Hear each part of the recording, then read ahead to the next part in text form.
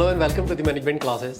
आज इस वीडियो में हम लोग इंडिया का एग्रीकल्चर और उसका pattern, structure, growth, major challenges और पॉलिसी रिस्पांस देखेंगे। ठीक है, तो पहले हम पैटर्न एंड स्ट्रक्चर की बात करेंगे, उसके बाद फिर हम देखेंगे मेजर चैलेंजेस क्या क्या है इंडियन एग्रीकल्चर के सामने, और लास्ट में हम देखेंगे कि क्या पॉलिसीज़ हैं और क्या उसके रेस्पॉन्सेज हैं। तो सबसे पहले हम देखेंगे पैटर्न एंड स्ट्रक्चर।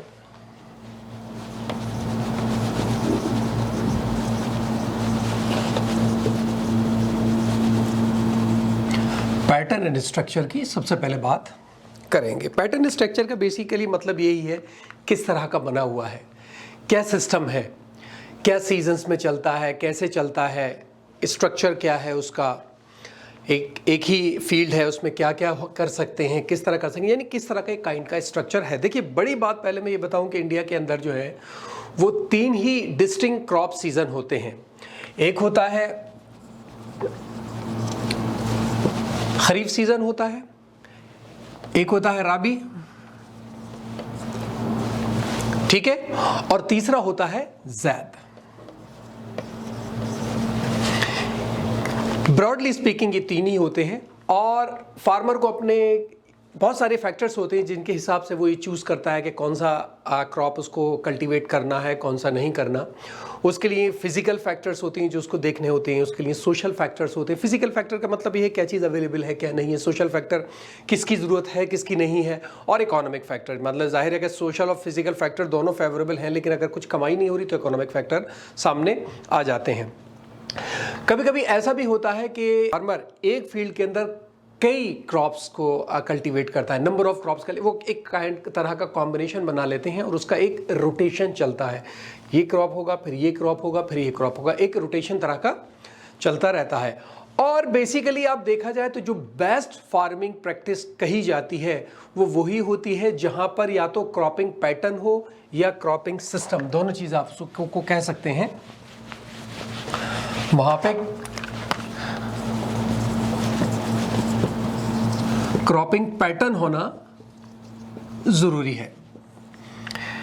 जब तक एक पैटर्न नहीं बनेगा तब तक आपको बहुत अच्छी प्रोडक्टिविटी नहीं मिलेगी, ना बहुत अच्छी फर्टिलिटी मिलेगी सॉइल की। जब आप एक पैटर्न बना लेते हैं तो उसमें कोई चीज़ है जो उसकी फर्टिलिटी को कम कर रही है, कोई दूसरा आपने क्रॉप लगा दिया, उसकी फर्टिलिटी उसने बढ़ा दी, इस तरीके से एक सिस्टम चलता जाता रहा है। तो क्रॉपिंग पैटर्न इंडिया के अंदर क्या है, हम इस पर बात अब करेंगे। क्रॉपिंग पैटर्न बेसिकली आप एक तरीके से देखें तो बहुत ही ज़्यादा डायनामिक कंसेप्ट है। क्यों? क्योंकि ये टाइम के हिसाब से चेंज होता रहता है। जैसे मैंने कहा, फिजिकल फैक्टर्स हैं, सोशल फैक्टर हैं, इकोनॉमिक फैक्टर हैं। जिस तरह के फैक्टर हो रहे हैं उसी तरीके से ये जो क्रॉपिंग पैटर्न है वो चेंज होता रहता है। बेसिकली आप कलेक्टिवली यानी सारी बातों को मिलाकर अगर इसको आप डिफाइन करना चाहें तो कह सकते हैं कि हम क्रॉपिंग पैटर्न किसे कहते हैं? Proportion of area under various crops at a point of time. एक एरिया है प्रोडक्शन का, उसको हम कई क्रॉप्स एक साथ उसमें करते हैं प्रोपोर्शन के हिसाब से, उसको हम बेसिकली क्रॉपिंग पैटर्न कहते हैं। या दूसरे शब्दों में आप कहिए कि it is a yearly sequence, यानी फसल को बोना और काटना।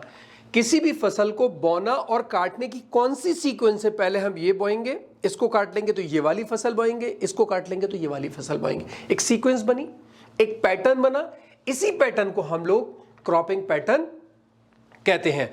और इंडिया के अंदर जो क्रॉपिंग पैटर्न है वो जाहिर है क्योंकि हमारे पास बहुत सारी फैसिलिटीज़ एक साथ एक जगह नहीं है, तो हमारा पैटर्न चेंज होता है। और या आप ये कहिए कि हमारा पैटर्न डिटर्मिन होता है रेनफॉल से, क्लाइमेट कैसा है, टेम्परेचर कितना है, सॉइल किस तरह की है, या हमारे पास क्या क्या टेक्नोलॉजीज़ हैं।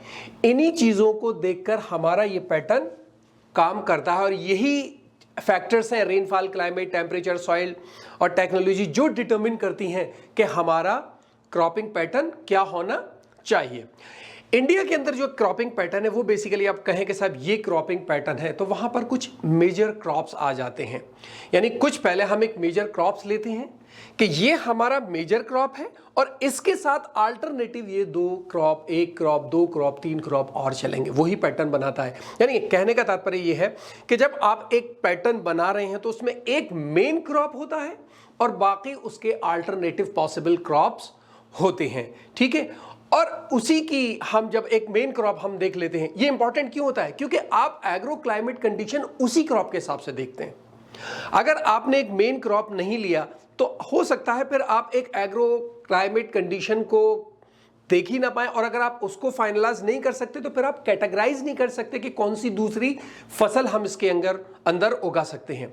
इसलिए ये बहुत इंपॉर्टेंट है कि आप पहले आइडेंटिफाई करें कि कौन सी आपका जो प्रोडक्ट है, कौन सी फसल है वो मेन है। उसके बाद बाकी जो होती है वो उसकी अल्टरनेटिव होती हैं, और वो जो मेन होगी वो एग्रो क्लाइमेट कंडीशन के हिसाब से ही तय की जाती है। जैसे आप ये मान के चलिए, जैसे वीट है वो मेन हो गया, उसके साथ बार्ले और ओट्स उसकी एक अल्टरनेटिव हो जाते हैं। तो यानी wheat, main, barley and oats ये मिलकर एक पैटर्न बनाते हैं, ये एक कैटेगरी बन जाती है हमारी क्रॉपिंग पैटर्न की, ठीक है। अब हम बात करें कि फूड ग्रेन्स और उसकी रिक्वायर्ड क्लाइमेट कंडीशंस क्या हैं।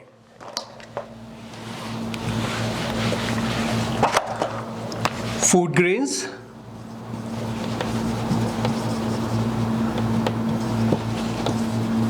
And their required agro climatic condition, ठीक है। यानी अब हम बात कर रहे हैं कि फूड ग्रेन क्या है और कौन से फूड ग्रेन की कौन सी क्लाइमेटिक कंडीशन है। देखिए, मैं इसमें डिटेल में नहीं जाऊंगा क्योंकि यहां सिर्फ एक डेटा है, आपको देखना है कि ये पर्टिकुलर एक डेटा है। ये फसल है राइस ले लिया आपने। अब उस राइस को लेने के बाद आप उसका क्या देखेंगे? उसमें देखेंगे कि इस राइस को उगाने के लिए हमें टेम्परेचर क्या चाहिए, इस राइस को उगाने के लिए हमें रेनफॉल कितना चाहिए, और इसी तरह से इसको उगाने के लिए हमें किस तरह की सॉइल चाहिए, ठीक है। ये एक फूड ग्रेन बना और उसकी रिक्वायर्ड एग्रो क्लाइमेटिक कंडीशन बनकर आ गई। अब आप जो मेन क्रॉप्स है, राइस है, वीट है, इन सब की आप किसी भी वेबसाइट पे कहीं जाइए, उसको डिटेल में देख सकते हैं, क्योंकि इसमें कुछ है नहीं, बस मैं सिर्फ राइस लिखूं, उसके क्या टेम्परेचर, क्या रेनफॉल कर, उसमें टाइम बहुत जाएगा क्योंकि बहुत सारे क्रॉप्स हैं। लेकिन जाहिर है क्योंकि आप प्रिपेयर कर रहे हैं एग्जामिनेशन के लिए, तो आपको ये पता होना चाहिए, ठीक है। दूसरी बात जो फिर मैं आपसे कहूंगा कि आप लोग उसको नेट से ही या किसी भी किताब से देख सकते हैं, वो होती है regional distribution of crops in India. Regional distribution of crop in India. एक बात ये आती है, ये भी सारी वही चीजें, आपको सिर्फ ये देखना है कि कौन सी फसल या कौन सी क्रॉप हमें किन स्टेट्स में मिलती है। जैसे हम वीट की बात करें तो वीट आपको कहां मिलेगा ज्यादा? वीट हमारे यहाँ उत्तर प्रदेश में बहुत होता है, पंजाब में बहुत होता है, हरियाणा में बहुत होता है।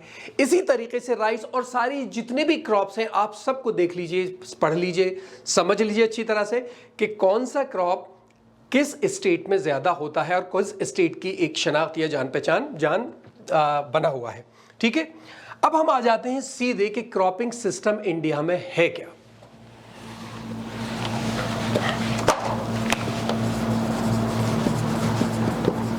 क्रॉपिंग सिस्टम इन इंडिया, ठीक है। ये दोनों चीजें आप देखिएगा क्योंकि इसमें सिर्फ डेटा है। देखिए, इंडिया के जो क्रॉपिंग सिस्टम है ब्रॉडली वो 4 कैटेगरीज में डिफाइन किए गए हैं, जिसमें सबसे पहला कौन सा है? Rainy season cropping system. Rainy season cropping system, ठीक है। रेनी सीजन क्रॉपिंग सिस्टम में कौन से आते हैं? मेनली तो राइस है, पानी बहुत ज़रूरत पड़ती है राइस में, आप जब उसको स्टार्ट करते हैं कल्टीवेशन तभी पानी की ज़रूरत होती है उसको। सरगम है, पर्ल मिलेट है जिसको हम लोग बाजरा कहते हैं, मेज़ है, ग्राउंड नट्स हैं, कॉटन है, ये सारी वो चीज़ें हैं जिनको रेनी सीजन में उगाया जाता है, जिनकी कल्टीवेशन रेनी सीजन में की जाती है। दूसरा हमारा कौन सा सिस्टम आता है? Winter cropping system.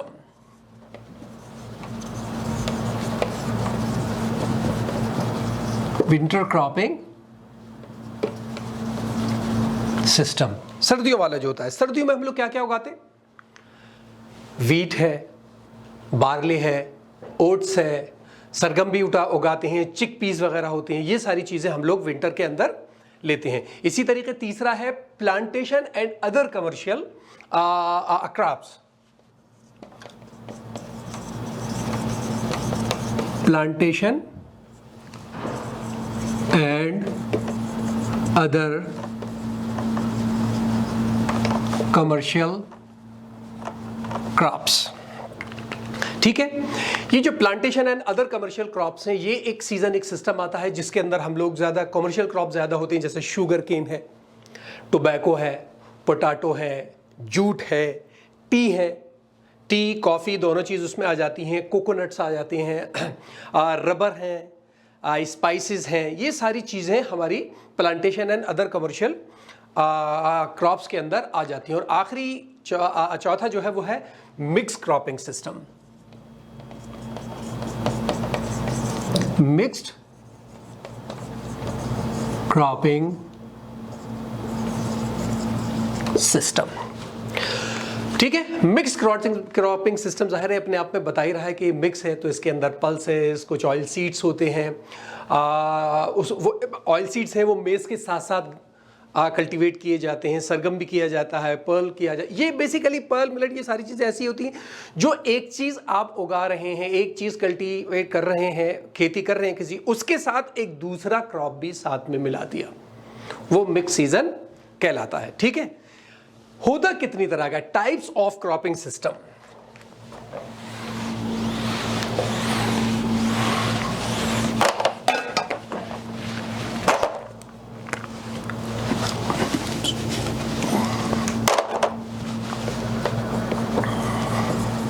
Types of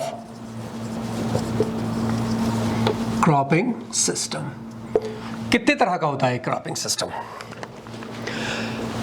cropping system भी आप ब्रॉडली कहिए तो हमने इसको 3 कैटेगरी में डिवाइड किया हुआ है। 3 तरह का होता है ये सिस्टम, जिसमें सबसे पहला हमारा कौन सा होता है? मोनोक्रॉपिंग और मोनोकल्चर।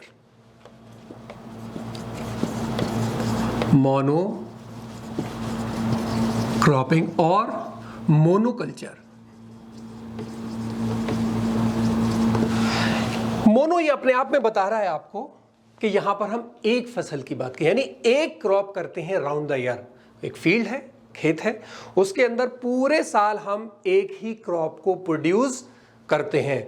उसको उस तरह के जो हमारा क्रॉपिंग सिस्टम होता है उसको हम कहते हैं मोनोक्रॉपिंग और मोनोकल्चर। ठीक है, दूसरा जो आ जाता है उसको हम कहते हैं मल्टी क्रॉपिंग।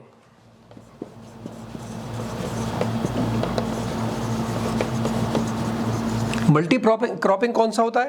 ये वर्ड आपको अपने आप में बता रहा है, यानी 2 या उससे ज्यादा क्रॉप एक कैलेंडर ईयर के अंदर हम प्रोड्यूस करते हैं। और इसके अंदर खास तौर से हम लोग बहुत ही ज्यादा इंटेंसिव इनपुट मैनेजमेंट प्रैक्टिसेस को लेके चलते हैं।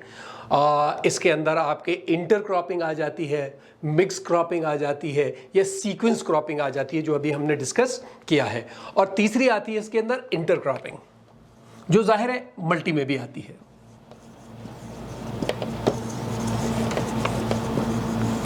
इंटर क्रॉपिंग कौन सी होती है? जहां पर 2 या 2 से ज्यादा क्रॉप्स को simultaneously round the year produce किया जाता है, यानी एक ही खेत में 2 फसल एक साथ लगा दी जाती हैं और पूरे साल हम उन्हीं को लेकर चलते हैं, वो इंटर क्रॉपिंग कहलाती है। ठीक है, तो ये तो पैटर्न एंड स्ट्रक्चर की बात हो गई। अब हम चलते हैं मेजर चैलेंजेस की तरफ।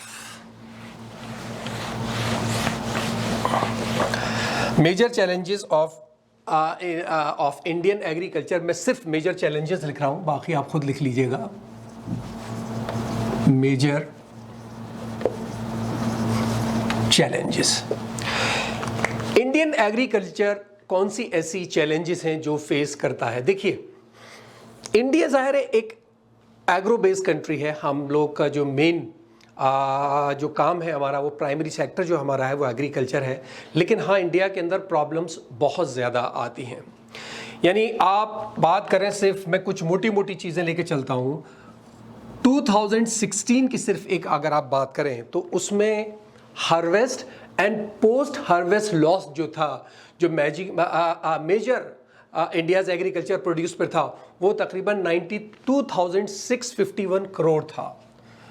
92,651 करोड़ ये लॉस था हमारा 2016 पर, जो हमारा एग्रीकल्चर प्रोड्यूस था। हार्वेस्ट और पोस्ट हार्वेस्ट लॉस जो हमारा था, ये बहुत ज़्यादा है। ये इतना ज़्यादा है कि इसके बाद आगे जो आया, जो हमारा 2016 और 17 के जो हमारा वो था बजट था हमारा, उसके अंदर अगर हम इसको मान के देखें तो ये 3 टाइम्स ज़्यादा था। इतना ज़बरदस्त हमारा उस वक्त एग्रीकल्चर सेक्टर में लॉस था। दूसरी बात, 2012 और 14 की अगर बात करें तो जो हमारा वेजिटेबल और फ्रूट्स का जो हमारा लॉस था 12 और 14 के बीच में, वो तकरीबन 16% था। और वो 16% वैल्यू कितनी बढ़ रहा था? 40,811 करोड़।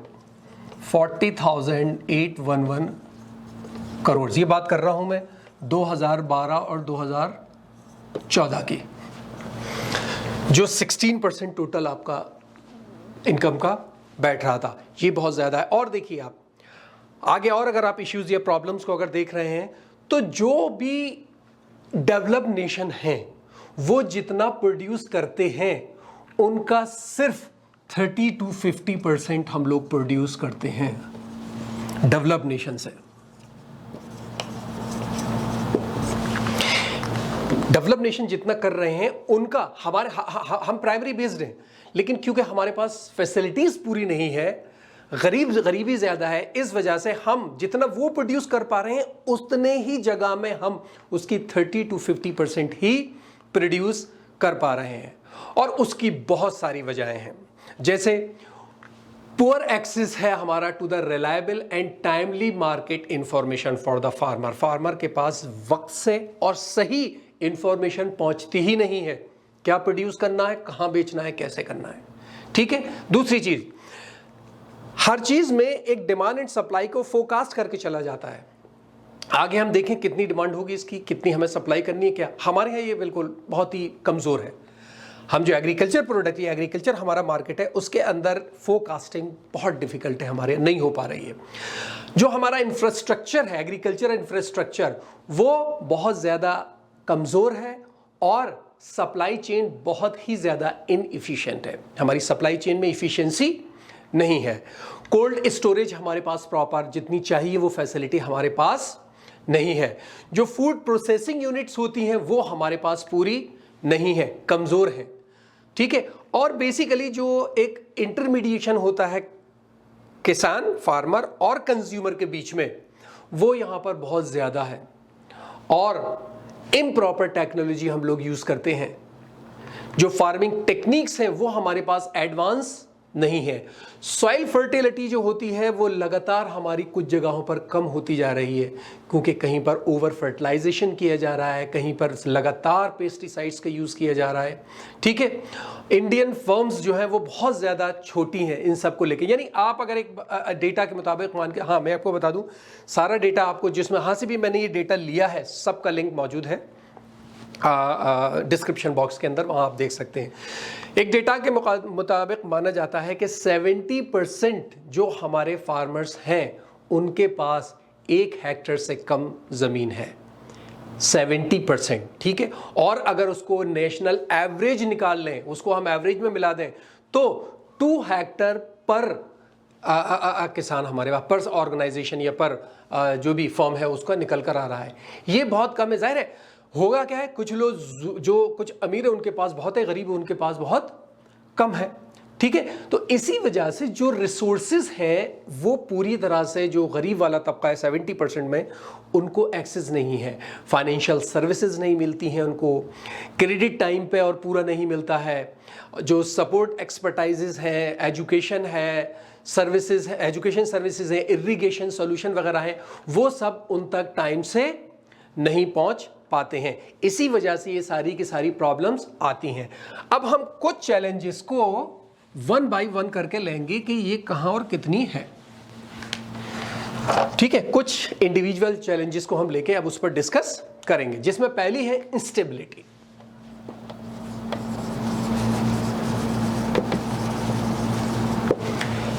पहली है इंस्टेबिलिटी, यानी हमारा जो एग्रीकल्चर सेक्टर है वो ज्यादातर मेजर पार्ट जो है वो मॉनसून पर डिपेंड करता है, इसलिए हर साल हमारा जो प्रोडक्शन है वो फ्लैक्चुएट करता है। किसी साल बारिश अच्छी हो गई, प्रोडक्शन ज्यादा होता है, किसी साल कम हुई, कम होता है, सूखा पड़ जाता है, बिल्कुल नहीं होता। कभी कभी ऐसा क्रॉप है जिसमें बहुत ज्यादा बारिश नहीं चाहिए तो बहुत ज्यादा बारिश हो जाती है, तूफान आ जाते हैं। यानी इसलिए ये सारी चीजें जो हैं वो सब प्रॉब्लम करती हैं। किसी साल बहुत ज्यादा, किसी साल अबंडेंट हो जाता है और किसी साल हमारे यहाँ एक्यूट शॉर्टेज हो जाती है, ठीक है। दूसरी बात, क्रॉपिंग पैटर्न जो हमारा है उस पर बात करें। इंडियन एग्रीकल्चर का जो क्रॉपिंग पैटर्न है बेसिकली वो 2 ब्रॉड कैटेगरीज में दिया गया है, फूड क्रॉप है और नॉन फूड क्रॉप है। Food and non food crops, ये हमारा बेसिकली पैटर्न है जो हम लोग करते हैं। तो जो फार्मर है जो फूड ग्रेन करते प्रोड्यूस करते हैं उसमें वो शुगर केन है और बहुत सारे बेवरेजेस अलग अलग आते हैं, और जो नॉन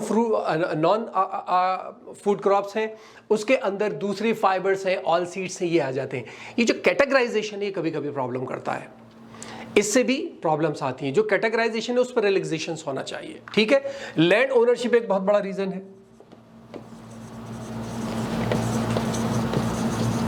लैंड ओनरशिप, जमीन का मालिकाना हक जो होता है, ठीक है, क्योंकि हमारी जो सिस्टम है हमारे इंडिया का वो बहुत ही ज्यादा, जो जमीन का सिस्टम है बहुत ही ज्यादा वाइड स्प्रेड है, बहुत ही ज्यादा वाइडली डिस्ट्रीब्यूटेड है। कुछ जगह बहुत ज़्यादा कंसंट्रेशन है जहाँ पर कि ज़मीनें ज़्यादा, या इस एरिया में सारी की सारी ज़मीन पे कल्टीवेशन किया जाता है। दूर चले जाइए एक जो गांव है वहाँ की सारी ज़मीन बेकार है, वो नहीं हो रहा है। यानी जो डिग्रीज ऑफ कंसंट्रेशन है वो वेरी कर रही हैं, कहीं पर ज़मीन ज़्यादा है, कहीं पर कम है। इनइक्वालिटी जो है ना लैंड डिस्ट्रीब्यूशन में ये बहुत ज़्यादा है, जिससे कि ओनरशिप फ्रीक्वेंटली चेंज होती रहती है। उनने उसको बेच दिया, उनने उसको बेच दिया, वो कर रहा है खेती, वो नहीं कर रहा, ठीक है। और आप ये देख कर चलिएगा, आप अगर देखें, आप जाहिर है आप सब, हम लोग हिंदुस्तानी हैं या जहाँ के भी हैं, हम ये सब जानते हैं ये सिस्टम ऑलमोस्ट हर जगह चलता है कि कुछ जो बहुत ज़्यादा अमीर फार्मर्स होते हैं, लैंडलॉर्ड्स होते हैं, मनी लैंडर होते हैं, उस कंट्री का major part of the cultivated land उनके पास होती है, और जो वास्ट मेजॉरिटी और फार्मर्स होती है उनके पास या तो थोड़ी सी ज़मीन होती है या कोई ज़मीन नहीं होती। ये एक बहुत बड़ा प्रॉब्लम होती है इस, क्योंकि जो काम करना चाह रहा है उसके पास अपनी ज़मीन नहीं है, अब दूसरे करेगा तो वो प्रॉब्लम्स आती हैं, ठीक है। एक और रीज़न है sub division and fragmentation of holding. Sub division and fragmentation of holding of land, जमीन की बात कर रहे हैं हम, यानी जमीन के अंदर डिवीजन है, सब डिवीजन है और फ्रेगमेंटेशन है, बटी हुए टुकड़े हैं। होता क्या, हमारे यहाँ जॉइंट फैमिली सिस्टम जो होता है वो उस तरह का होता है। मेरे परदादा थे, उनके पास 100 बीघा जमीन थी, उनके 4 बेटे, उस 100 में से 25-25-25 हो गई। अब उनमें से जितने वो बेटे थे, उनके किसी के 2 बेटे, किसी के 3, किसी के 5, किसी के 6, वो उतनी जगह बढ़ गई। उनके जो बेटे निकल के आए उनमें वो बस 5-5, 3-3 बीघा जमीन मिली। इसलिए जमीन बढ़ती चली जाती है, और इस बढ़ने की वजह से जाहिर है जो आप एक क्रॉपिंग सिस्टम चल रहा है वो ज्यादा, कोई कुछ कर रहा है, कोई कुछ नहीं कर रहा। किसी ने बेच दी जमीन को, किसी ने ऐसे को बेच दी, उन्होंने कुछ घर बना लिया, किसी ने कुछ बना लिया, सिस्टम बिगड़ जाता है। एक और दूसरी वजह है लैंड होल्डिंग की या फ्रेगमेंटेशन की, जो डेट पे करना होता है, जो रीपे करना होता है ना किसान को पैसा, वो एक बड़ी होती है। लोन ले लिया, पैसा नहीं दे पा रहा है, उसने क्या किया, जमीन का एक पोर्शन बेच कर पैसा दे दिया, फ्रेगमेंट हो गई, टूट गई जमीन, अब पूरी जमीन पर खेती नहीं हो सकती। ठीक है, तो इस तरीके से division and further sub division होते चले जाते हैं। लैंड टेन्योर का एक बड़ा रीजन है।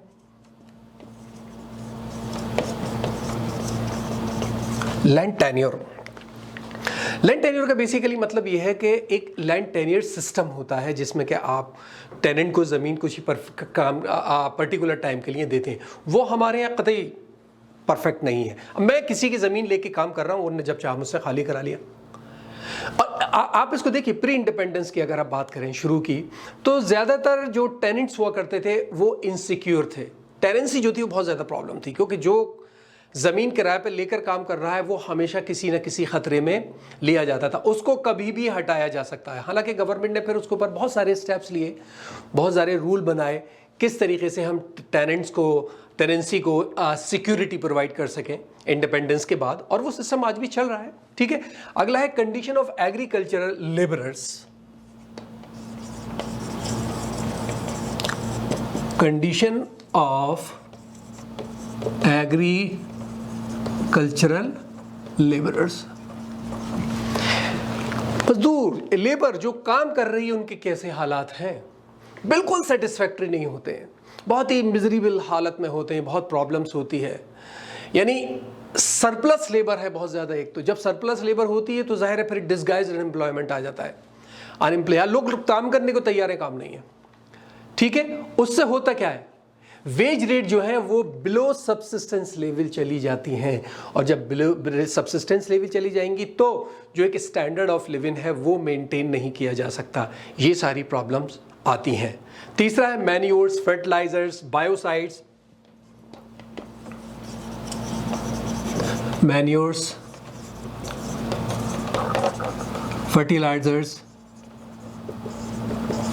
बायोसाइड्स, ये भी एक वजह है। जो इंडियन सॉइल है हमारी, वो बेसिकली थाउजेंड ऑफ इयर्स से यूज की जा रही है, लगातार कोई केयरिंग नहीं की जा रही, कोई रिप्लेनिशिंग नहीं की जा रही, मतलब उसको फिर से हम उसको किसी तरह से जरखेज बनाए, फर्टाइल बनाए, इस पर काम नहीं हो रहा, जिसकी वजह से लगातार जो है वो हमारी जो सॉइल है वो डिप्लेट कर रही है, लगातार एग्जॉस्ट होती चली जा रही है, उसकी फर्टिलिटी कम होती चली जा रही है, जिससे हमारी प्रोडक्टिविटी कम होती चली जा रही है। आप अगर मान के चलें जो हमारा एवरेज यील्ड है, जो हमारी एवरेज यील्ड है हमारी इसकी, वो तकरीबन पूरी दुनिया से बहुत ज़्यादा कम है, यानी वर्ल्ड कंट्रीज में हमारी लोएस्ट आती है। ठीक है, और ये बहुत बड़ी प्रॉब्लम है, ये एक बड़ी प्रॉब्लम है, जबकि इसको सॉल्व किया जा सकता है और किया भी जा रहा है with the help of manures, fertilisers किया जा रहे हैं, और ज़मीनों का काफ़ी इम्प्रूव किया जा रहा है ज़मीनों को। ठीक है, इरिगेशन एक और है।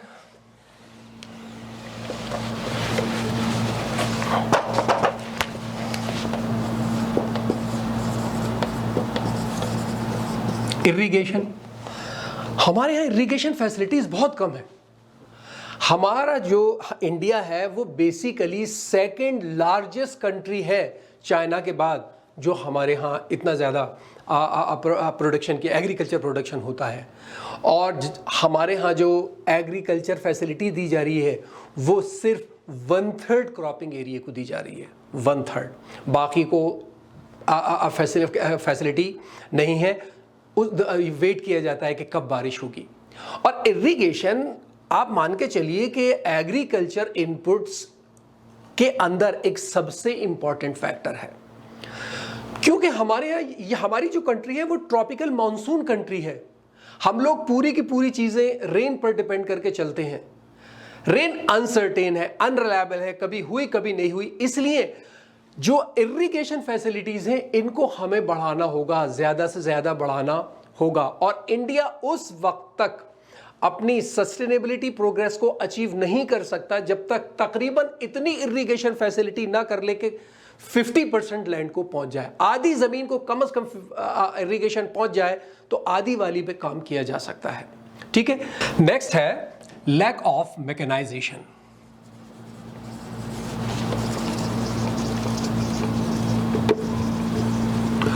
मशीन का यूज़ करना बेसिकली, कितना मशीन का यूज़ हमारे यहाँ हो रहा है? हमारे यहाँ बहुत हो रहा है। आप अगर देखें तो एक लार्ज स्केल मैकेनाइजेशन एग्रीकल्चर के अंदर हमारे यहाँ है, some part of the country, सब में नहीं है, लेकिन उसके बावजूद भी अगर आप देखें तो most of the agriculture operations in large part are carried out by the human using hands, using simple tools, conventional tools, और जैसे कि वुडन प्लग है, सिकल है वगैरह है। कहने का मतलब मेरा ये है कि काफ़ी एक पार्ट है जो कि मैकेनाइजेशन है, मशीनें यूज़ की जा रही हैं एग्रीकल्चर के अंदर।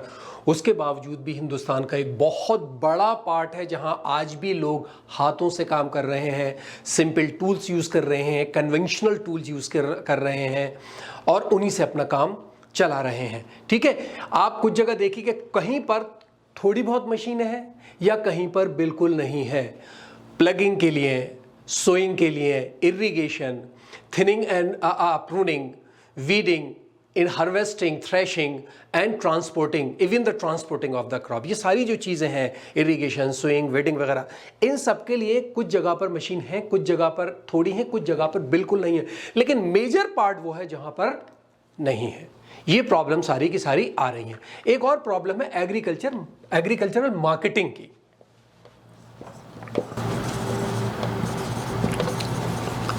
एग्रीकल्चरल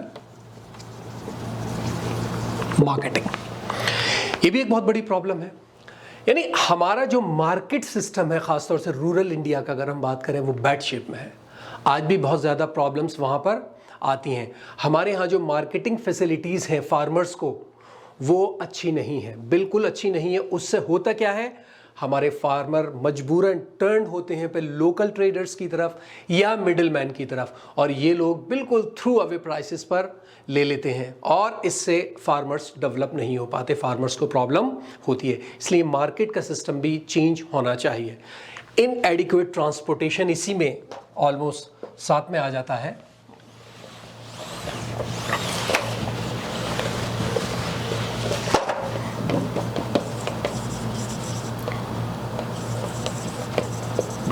इनएडिक्वेट ट्रांसपोर्ट सिस्टम हमारे यहाँ बहुत है, बहुत ज़्यादा है, अच्छा है, लेकिन बहुत ज़्यादा एफिशिएंट नहीं है। इसने हमारी एग्रीकल्चर सेक्टर को हैंडीकैप बना दिया है। ठीक है, जो हमारी रिसोर्स ट्रांसपोर्टेशन है वो बहुत ज़्यादा चीप नहीं है, जो कि किसान ईजीली इसको अफोर्ड कर सकें। एफिशिएंट नहीं है, कोई चीज़ कहीं पहुंचने में सही टाइम पर पहुंच नहीं पाती। अब कुछ ऐसी चीज़ें एग्रीकल्चर में होती हैं जो कुछ टाइम में सड़ सकती हैं, ख़राब हो जाएंगी, वो ख़राब हो जाती हैं। और आज भी यानी लैक्स ऑफ विलेजेस कहा जाता है जो पूरी तरह से मेन रोड या मार्केट से कनेक्टेड नहीं है। आज भी हम लोग poor quality of seeds use कर रहे हैं।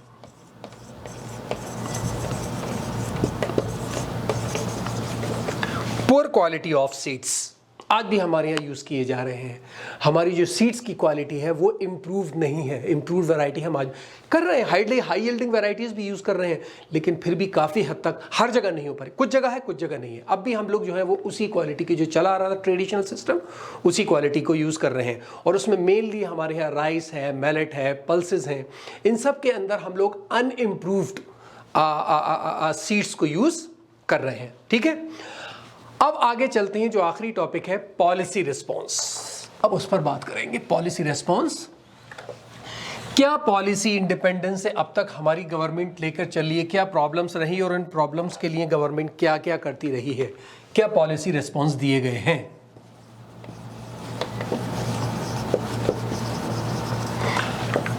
Policy response to Indian agriculture.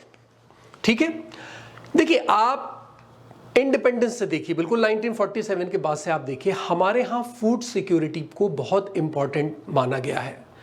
यानी जो एग्रीकल्चर के अंदर जो हमारी जो एग्रीकल्चर है या ट्रेड पॉलिसीज है हमारी, उसके अंदर हमने सिक्योरिटी को बहुत ज़्यादा इंपॉर्टेंस दी है सिंस द इंडिपेंडेंस इन 1947।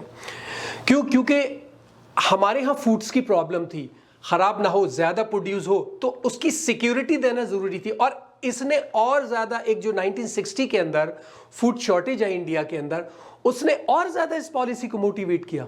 और बल्कि उसने कही है कि इसको ने की पॉलिसी बना दिया 1960s में, क्योंकि वहाँ बहुत ज़्यादा प्रोडक्शन फूड शॉर्टेज हो गई थी, जिसकी वजह से फूड प्रोडक्टिविटी बहुत ज़्यादा कम हो गई थी। तो माना गया कि नहीं साहब, ये जो एक सिक्योरिटी वाला मामला है इसको आप एक की पॉलिसी मोटिवेशन बनाइए और अब हम इसकी तरफ ध्यान देंगे। और बहुत सारा एरिया जो है वो इसके अंदर काम में लाया गया। आज भी उस पर काम चल रहा है और ये जभी से चल रहा है। हालांकि हम ये मान के चलते हैं कि बहुत ज़्यादा जो कल्टीवेशन की लैंड थी उस टाइम में बहुत ज़्यादा लिमिटेड थी और उसके अंदर फिर बहुत सारी पॉलिसीज़ बनाई गई, बहुत ज़्यादा इम्प्रूवमेंट्स लाए गए।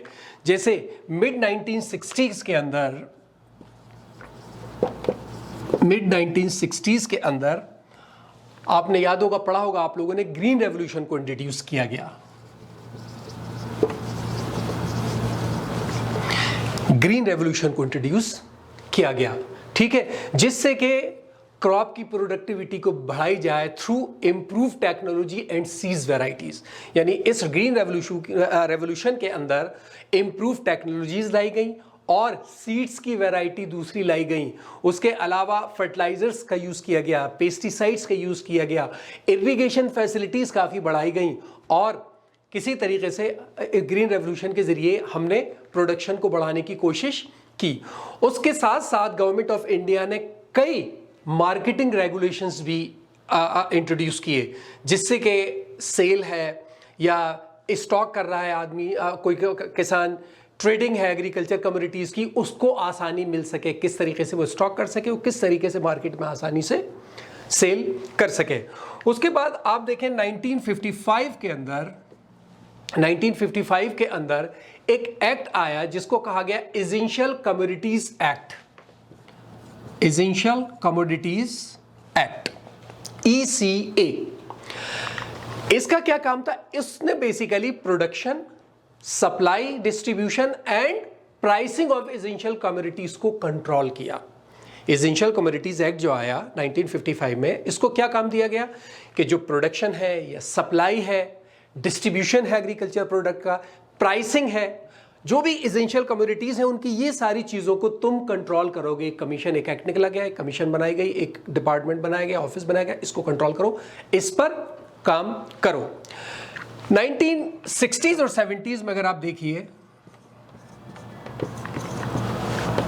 1960s और 70s के अंदर ज्यादातर स्टेट के अंदर एक एक्ट लाया गया, agriculture produce market regulation, agriculture produce market regulation. ये बहुत सारे स्टेट के अंदर लाया गया, वहां इनेक्ट किया गया और इन्फोर्स भी किया गया। और इस एक्ट के जरिए आपको एक फर्स्ट पॉइंट सेल रेगुलेट किया गया, फर्स्ट पॉइंट सेल। इसमें याद होगा, इसमें आपको मंडीज, जिसको हम लोग जानते हैं, मंडी में जाके बेचो, मंडी के क्या रेट चल रहे हैं, मंडीज जिसको हम लोग कहते हैं, ये इस टाइम में लाया गया था, जिसको कहा गया फर्स्ट पॉइंट सेल। इसको बाकायदे रेगुलेट किया गया, रेगुलेटेड मार्केट यार्ड इसको बनाया गया। दो और इंस्टीट्यूशन इसी टाइम में लाए गए जो कि प्राइस और डिस्ट्रीब्यूशन, खासतौर से वीट और राइस के प्राइस और डिस्ट्रीब्यूशन पर काम करेंगे। ये 1965 में लेकर आया गया था एक्ट, 1965 में लेकर गया था, जिसको FCI किया गया, food corporation of India, FCI, food corporation of India. और दूसरा था agriculture price commission, agriculture price commission. ये दो इंस्टीट्यूशन और लाए गए जो कि खासतौर से वीट और राइस के प्राइस और डिस्ट्रीब्यूशन पर काम किए गए। हालांकि बाद में इनको रीनेम कर दिया गया और इनको कर दिया गया commission for agricultural cost and price, commission for agricultural cost and price. बाद में इसको रीनेम करके CACP कर दिया गया। 1970s के अंदर ही आप देखें कि कई अलग अलग तरह के गवर्नमेंट ने प्रोग्राम को इनकरेज किया, जिसके अंदर प्रोडक्शन ऑफ मिल्क को खास तौर से बढ़ावा दिया गया, यानी मिल्क के ऊपर काम किया गया। उसमें three different type of levels पर काम किया गया मिल्क के ऊपर। मिल्क का कारोबार बढ़ाने के लिए उसमें पहला क्या था, at the firm level, at the firm level. Milk का कारोबार की बात कर रही है, यानी गवर्नमेंट ने एक डेयरी फार्म बनाया जहां पर एक डेयरी फार्म्स को एक कोऑपरेटिव्स के अंदर ऑर्गेनाइज किया गया, जहां पर एडवांस टेक्नोलॉजी दी गई उनको, जैसे मॉडर्न एनिमल्स दिए गए जो ज़्यादा ब्रीड करें, ज़्यादा मिल्क दें, ज़्यादा मिल्क को प्रोड्यूस करें। ठीक है, उसके बाद दूसरा लेवल जो लेकर आए वो लेकर आए at the district level, at the district level. यानी पहले ये एक फर्म लेवल पे था, अब फर्म लेवल बहुत सारी फर्म हो गई, अब एक डिस्ट्रिक्ट लेवल पर लिया है। यानी वहां पर कोऑपरेटिव यूनियन बनाई गई जो कि इसके जो मिल्क प्रोसेसिंग प्लांट्स थे इनको ओन करती थी। इनके अंदर ये जो स्टोरेज था, ट्रांसपोर्टेशन इक्विपमेंट था, ये सारी चीज़ें इनके जिम्मे दी गई।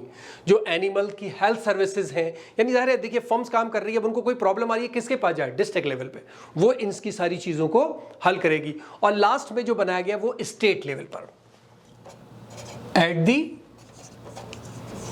State level, at the state level यहां पर एक स्टेट फेडरेशन बनाई गई थी जिसका काम था कि हमारे मिल्क की पूरे एरिया में सब जगह मार्केटिंग करना, हमारे मिल्क को वहां तक बेचना। ठीक है, उसके बाद आगे चले एक फंडिंग की स्कीम्स बनाई गई।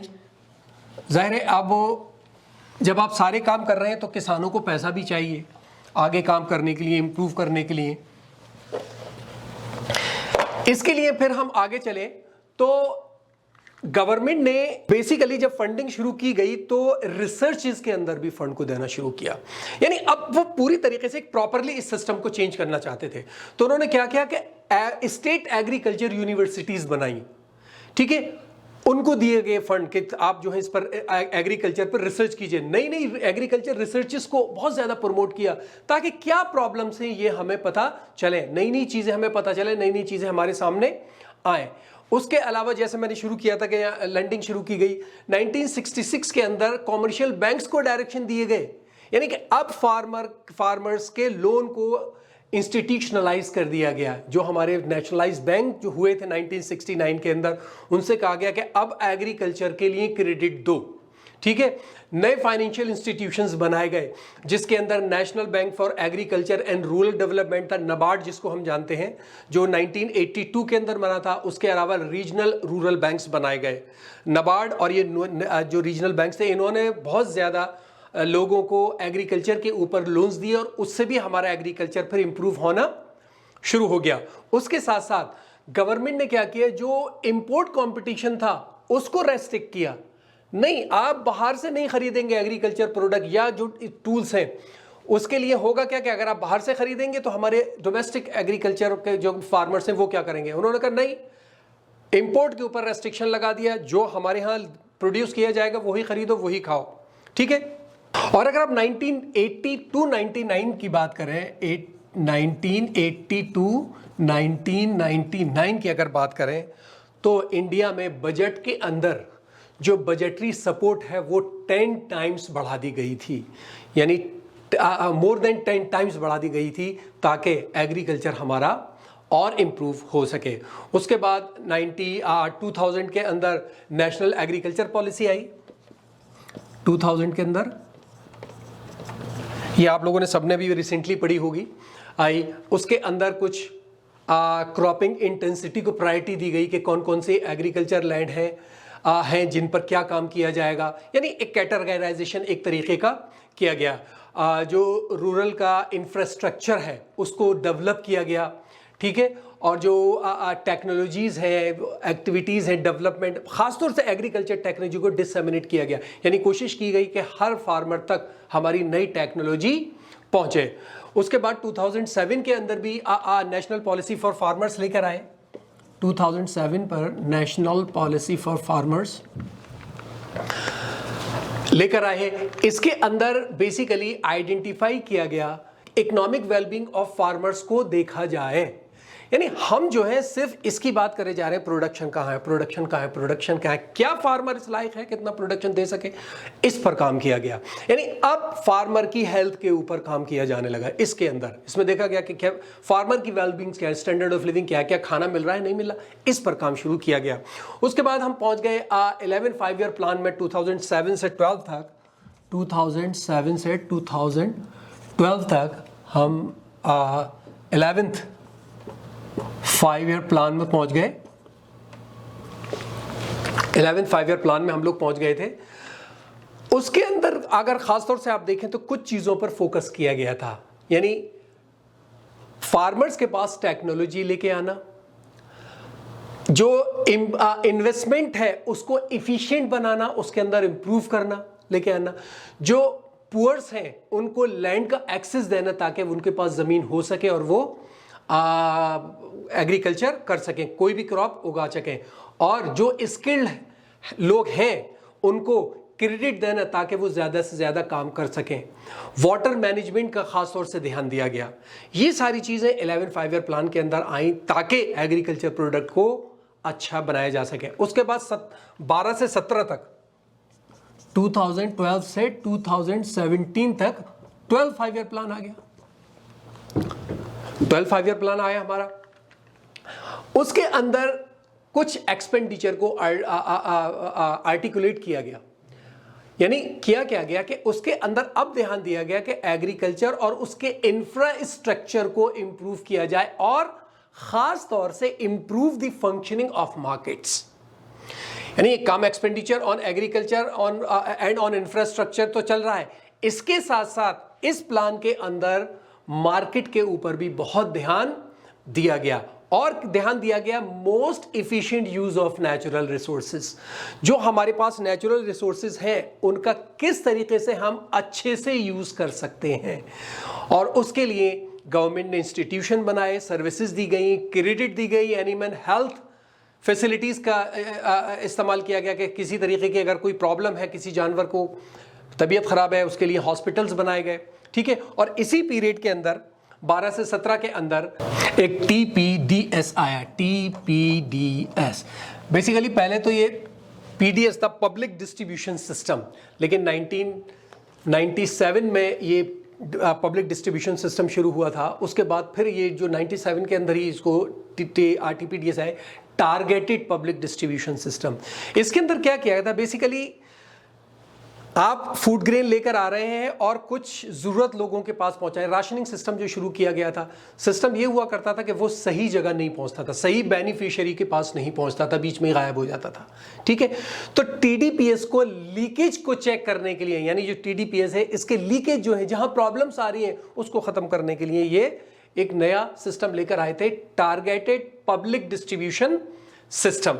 और उसने रिसोर्सेज को फिर रीडायरेक्ट किया, सही जगह नहीं पहुंच रही है तो रीडायरेक्ट किया, अदर वेलफेयर स्कीम्स के अंदर किया उन्होंने उसको, better targeted towards the poor किया गया ताकि सही तरीके से दूसरी स्कीम के जरिए हम पुअर तक ये सामान पहुंचा सकें।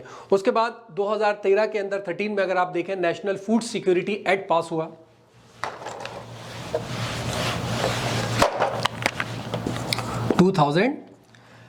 के अंदर एक national food security act, national food security act पास किया गया, जिसने फिर आगे इन्हीं चीज़ों को कंसर्न किया गया, क्या डिस्ट्रीब्यूशन सिस्टम है और उसको किस तरह टारगेट पे ले आया जाए और किस तरीके से TDS की लीकेज को कम किया जा सके, ठीक है।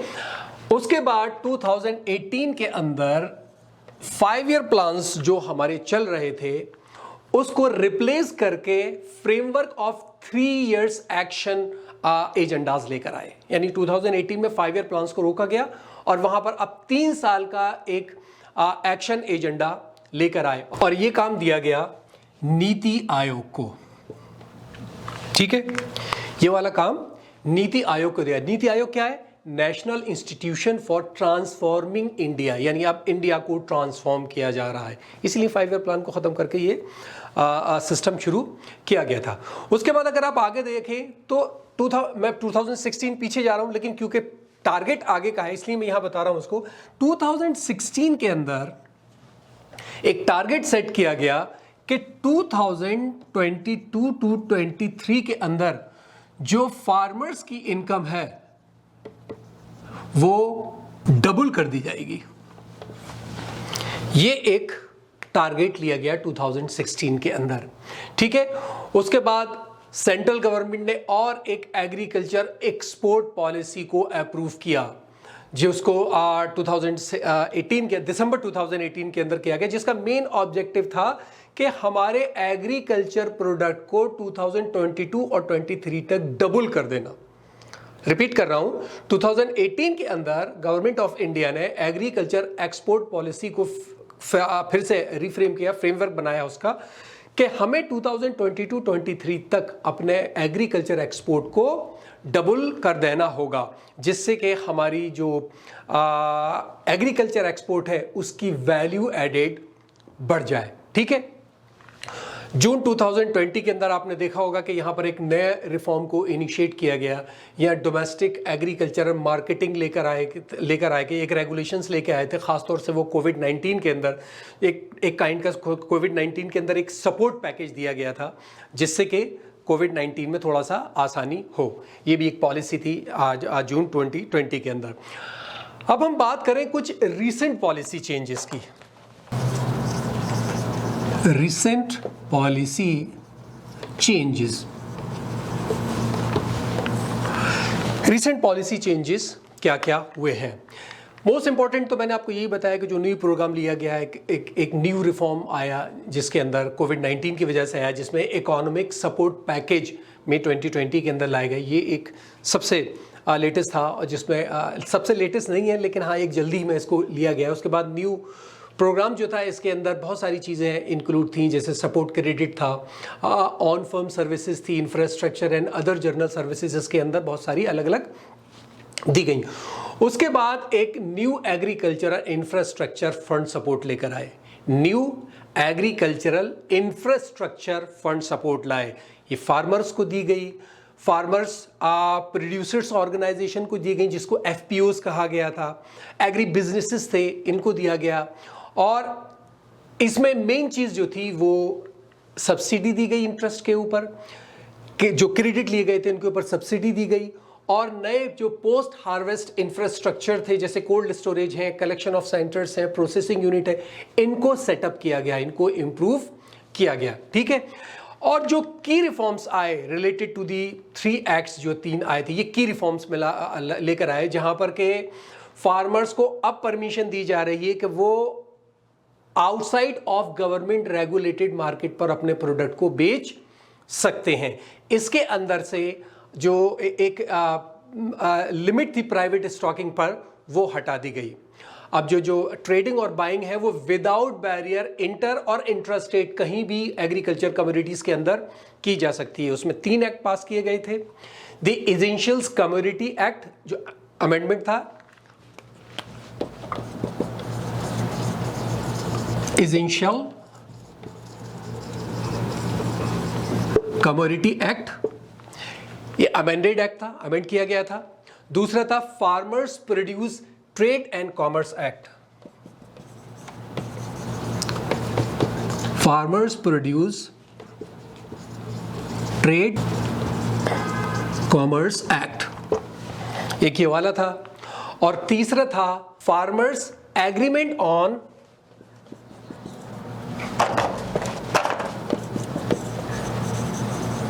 Farmers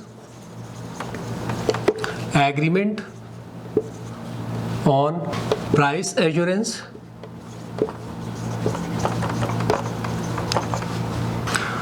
and firm service act.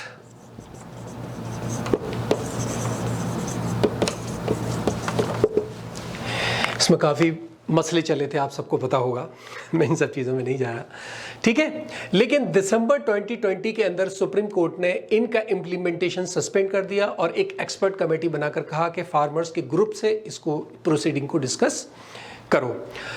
इसके अलावा रिसेंट के अंदर आप 2020 के अंदर देखिए, मई 2020 के अंदर जो हरियाणा गवर्नमेंट है उसने राइस के प्रोडक्शन पर रेस्ट्रिक्शन लगा दिया था, राइस के प्रोडक्शन पर 8 डिस्ट्रिक्ट के अंदर, क्योंकि वहाँ पर थोड़ा पानी की स्केर्सिटी हो गई थी और अगर गेहूँ चावल लगाए जाते, राइस लगाए जाते तो पानी की बहुत ज़्यादा ज़रूरत पड़ने वाली थी। इसी के अंदर एक क्रॉप डाइवर्सिफिकेशन प्रोग्राम चलाया गया, क्रॉप डाइवर्सिफिकेशन प्रोग्राम चलाया गया, जिसके अंदर स्टेट गवर्नमेंट ने बेसिकली डिसाइड किया कि वो 1 लाख हेक्टेयर ज़मीन जो है वो राइस से हटाकर दूसरे क्रॉप्स को देगी। यानी 1 लाख हेक्टेयर ज़मीन जिस पर राइस किया जा रहा था उसको राइस से हटाकर किसी दूसरी चीज़ में दी जाएगी, क्योंकि वाटर की स्केर्सिटी है। और प्राइमरीली जिसको वो दी गई उसमें मेज़ थे, मिलेट थे, पल्सेस थे और बहुत सारी अलग अलग चीज़ें थी जो कि मिनिमम सपोर्ट प्राइस पर प्रोड्यूस की गई। उसके साथ साथ इंडिया ने export of varieties of anion, यानी प्याज की किसी भी तरह की चीज पर बैन लगा दिया था 13 दिसंबर 2020 में, 13 दिसंबर 2020 में, क्योंकि प्याज की शॉर्टेज हो गई थी डोमेस्टिकली। जब मुल्क में शॉर्टेज हो गई थी तो उस वक्त रोका गया कि लोग बाहर ना बेचें, कंट्री के अंदर ही बेचें, ताकि इसके प्राइस थोड़े से नीचे आए और शॉर्टेज को कम किया जा सके। और अक्टूबर 2020 के अंदर एक स्टॉक होल्डिंग लिमिट सारे रिटेलर के ऊपर इंपोज कर दी गई, जो होलसेलर वगैरह हैं, जो कि एंड ऑफ 2020 तक चली। उसके बाद मई 2020 के अंदर आप देखिए, फिर पीछे जाइए को एक गवर्नमेंट ने animal quarantine and certification service शुरू की, AQCS, animal quarantine and certification service शुरू की थी, जो कि मिनिस्ट्री ऑफ फिशरीज के लिए थी, एनिमल हस्बेंड्री एंड डेयरीज के लिए थी और कॉर्पोरेशंस के लिए दी गई थी। इसके अंदर कस्टम अथॉरिटी को रिलैक्सेशन दिया गया था कि वो अपनी सैनिटरी रिक्वायरमेंट सर्टिफिकेशन में किसी तरीके से रिलैक्सेशन दे सके। इसके साथ साथ जो डॉक्यूमेंट प्रोसेसिंग हुआ करती थी वो एक सिंगल विंडो पे कर दी गई थी, ताकि जो भी इन कामों के अंदर पेपर वर्क करना चाह रहा है उसको प्रॉब्लम ना हो, वो एक ही विंडो पे आके सारा का सारा काम कर सके। ठीक है, इस तरीके से उन्होंने किसी तरीके से एक एम था उनका कि ये जो पूरा एक बॉर्डर प्रोसेस है पूरा का पूरा, इंपोर्ट करना एग्रीकल्चर प्रोडक्ट को, उसमें मिल्क और डेयरी प्रोडक्ट सारे हैं, उनको किसी तरीके से स्ट्रीमलाइन कर दिया जाए कि जो एक्सपोर्ट कर रहे हैं उनको एक आसानी हो जाए। सब हमने यहाँ लिया, ये पेपर वर्क करके हमने यहाँ से एक्सपोर्ट कर दिया। तो यही सारी पॉलिसीज़ थी, जो पॉलिसीज़ चेंजेस थे जो कि सन 1947 से लेके अब तक किए जा रहे हैं, और अभी आपको लेटेस्ट मिल जाएंगे वो सारे, आप जाकर और नेट से दूसरी जगह से देख लीजिएगा। मुझे जहाँ से डेटा मिला मैंने किया। अच्छा, फिर मैं आपको आखिर में बता रहा हूँ, ये जितनी लेक्चर के अंदर पूरा डेटा मैंने जो यूज़ किया है वो सारा का सारे डेटे कहाँ से लिया है, वो सारे लिंक डिस्क्रिप्शन बॉक्स के अंदर मौजूद है। ठीक है, तो मुझे उम्मीद है समझ में आया होगा। कोई प्रॉब्लम हो तो मुझे कमेंट बॉक्स में बताइएगा। इस वीडियो में इतना ही। Thank you so much.